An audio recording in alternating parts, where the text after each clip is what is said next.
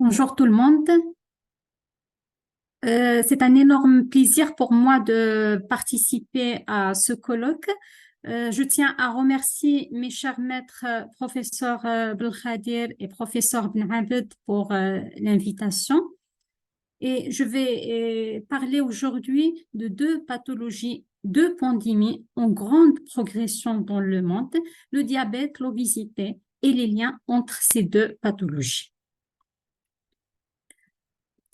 Durant ces 3 dernières décennies, l'obésité est considérée comme une pandémie mondiale. Ceci est dû à un changement de style de vie, une consommation excessive d'aliments transformés, la sédentarité aussi, et la prévalence actuelle de l'obésité dans le monde est aux alentours de 988 millions. On prévoit aussi une augmentation de cette prévalence dans les années à venir, avec une augmentation annuelle de l'ordre de 3% chez l'adulte et de 5% chez l'enfant. Alors, la prévalence est augmentée, mais il n'y a que 36% des personnes obèses qui sont suivies pour d'autres pathologies et qui ont reçu le diagnostic d'obésité, c'est-à-dire que cette pathologie est souvent négligée. Comme l'obésité, le diabète aussi est une pandémie mondiale et selon les prévisions, il y aura une grande augmentation de cette prévalence dans les années à venir. Et le Maroc appartient à la région MENA, qui est une région de grande prévalence de diabète de type 2. Et comme l'obésité aussi, il n'y a que 50% des personnes diabétiques de type 2 qui sont diagnostiquées. L'obésité a été considérée et déclarée comme étant maladie par l'OMS. Alors, on veut dire que ce n'est pas seulement une maladie, mais c'est une pathologie qui est responsable de plusieurs autres comorbidités. Et la part de ces comorbidités est le diabète de type 2.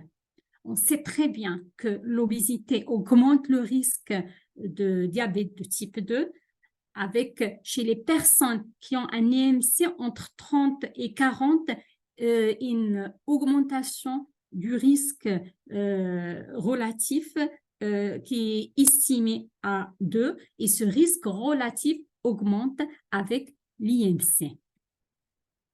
Alors, l'obésité augmente le risque de diabète de type 2, mais dans l'autre sens, la lutte contre l'obésité et la perte pondérale protègent contre le diabète de type 2, et nous avons aujourd'hui des preuves assez solides pour parler de ce lien. Alors, si on considère les mesures hygiéno-diététiques et la place de ces mesures hygiéno-diététiques dans la prévention de diabète de type 2, on peut dire que selon la première étude américaine prospective DPP, qui a étudié 3500 patients obèses répartis en 3 groupes.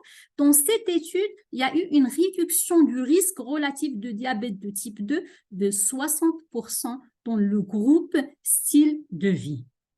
Après, les études à long terme confirment cet effet avec une réduction de l'incidence du diabète selon cette méta-analyse de 39% à 4 ans et de 28% à 7 ans.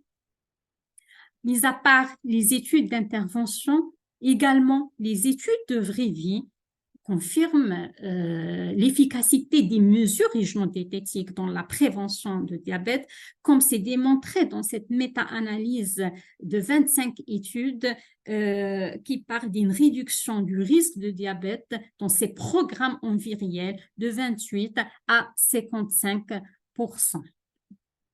Après les mesures hygiéno-diététiques, beaucoup d'études avec la chirurgie bariatrique ont parlé d'une rémission de diabète de type 2, à un point que le traitement chirurgical a commencé à être envisagé comme traitement de diabète de type 2.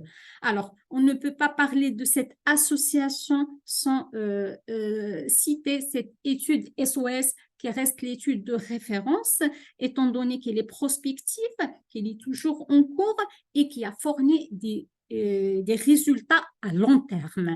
Alors, dans cette étude SOS, la chirurgie bariatrique a permis une réduction de l'incidence des nouveaux cas de diabète de 96% à 12 ans, de 84% à 10 ans et de 78% à 15 ans après chirurgie bariatrique.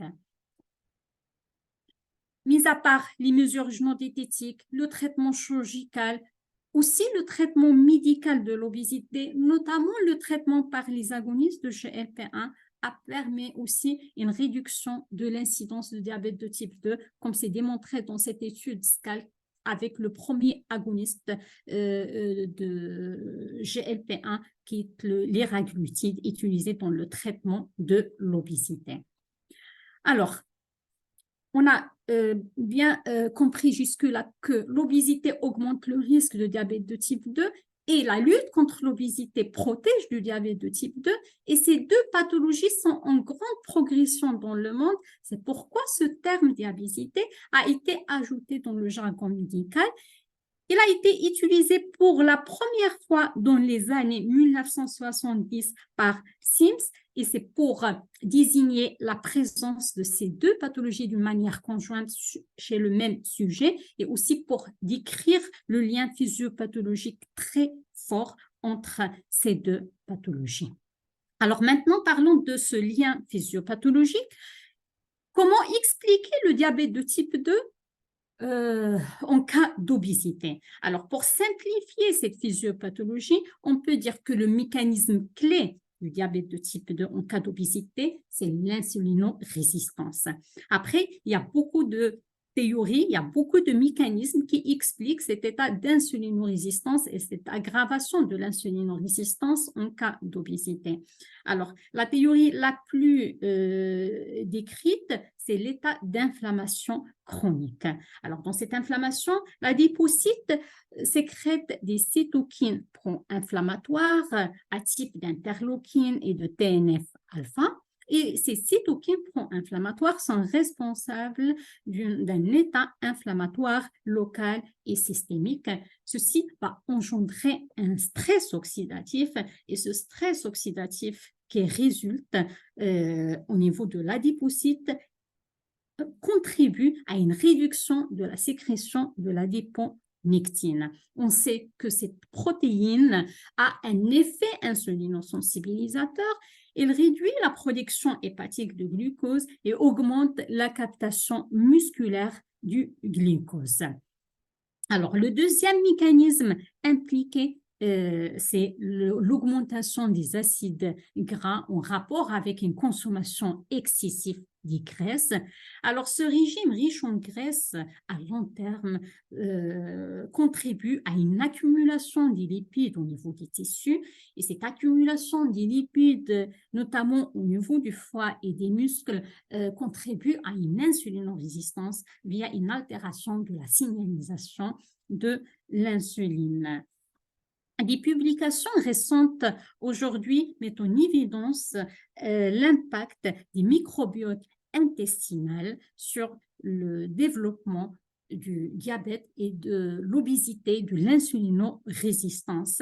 Ça a été constaté qu'une réduction de l'hétérogénéité de ce microbiote intestinal expose à un risque élevé de l'obésité et de l'insulinorésistance. Maintenant, est-ce que l'obésité change le pronostic des patients diabétiques de type 2 et quelles sont les comorbidités les plus fréquentes en cas de diabésité?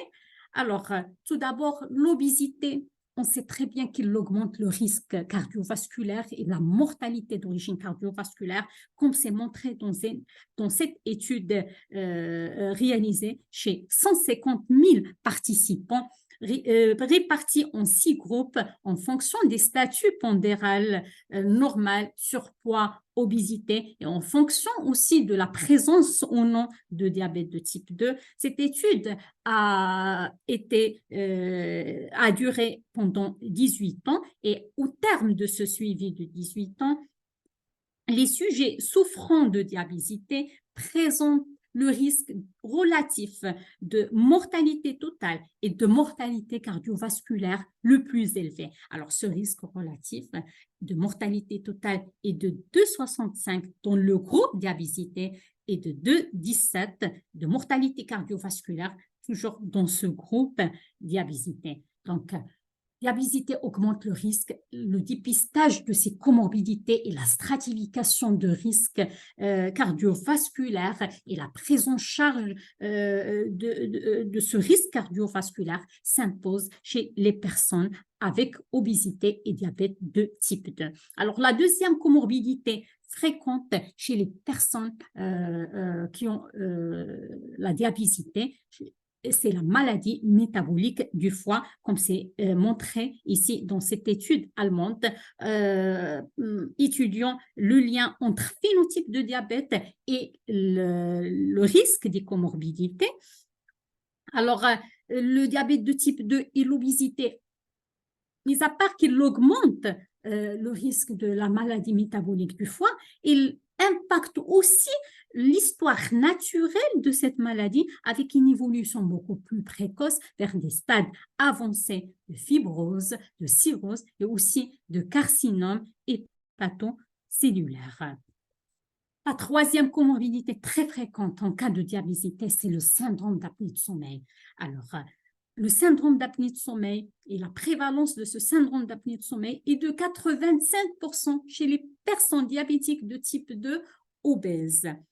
Le problème, c'est que 80% de ces patients présentant un syndrome d'apnée de sommeil ne sont ni dépistés ni traités. Encore une fois, c'est une pathologie et c'est une comorbidité qui reste toujours négligée. On insiste beaucoup sur l'intérêt de dépistage de ces comorbidités. Alors, pourquoi c'est important de dépister le syndrome d'apnée de sommeil? C'est parce que le lien entre ce syndrome et l'équilibre glycémique est aujourd'hui très bien démontré. Alors, cette première étude parle d'une corrélation entre syndrome d'apnée de sommeil et équilibre glycémique, dans le sens où les personnes qui ont le diabète de type 2, l'obésité et le syndrome d'apnée de sommeil, en les comparant avec les autres patients qui ont le diabète, obésité sans syndrome d'apnée de sommeil, alors les personnes avec diabésité et syndrome d'apnée présentent une majoration du taux d'hémoglobine glyquée de 1,49 en cas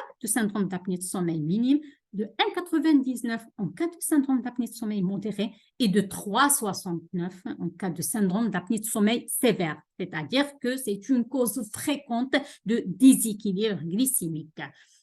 Alors, le traitement de ce déséquilibre passe obligatoirement dans ce cas par le traitement de ce syndrome d'apnée de sommeil, ainsi comme c'est montré dans cette deuxième étude.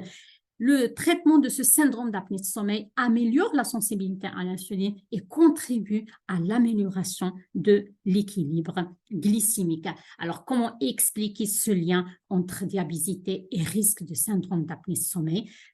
Ça passe par des épisodes itératifs d'hypoxie, par la fragmentation des sommeils aussi, qui aboutissent à une activation sympathique et de l'axe corticotrope, en plus d'un état inflammatoire et d'un stress oxydatif. Et tous ces mécanismes contribuent à un état et à une majoration de l'insulinorésistance.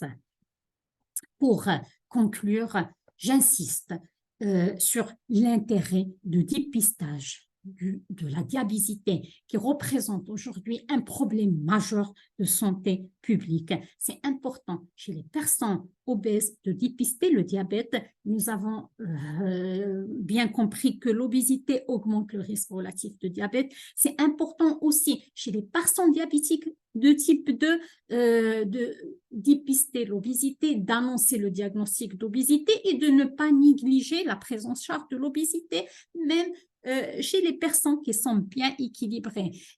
Sinon, on va être dans l'inertie clinique. Nous avons aussi montré que la diabésité augmente le risque de mortalité cardiovasculaire, augmente le risque de la maladie métabolique du foie et le syndrome d'apnée de sommeil, d'où l'intérêt de dépistage de ces comorbidités pour une prise en charge précoce et efficace. Et concernant la prise en charge de cette diabésité, ça passe toujours par une amélioration et un changement durable des styles de vie. Ce changement de style de vie représente le socle de la prise en charge de la diabésité. Et en plus de ce changement de style de vie, le traitement médicamenteux est souvent nécessaire. Avec la metformine, il faut souvent les agonistes GLP-1 qui ont un effet fondamental sur le poids. Et la chirurgie bariatrique est réservée au cas plus complexes après échec des mesures hygiéno-diététiques et des traitements médicaux. Et je vous remercie.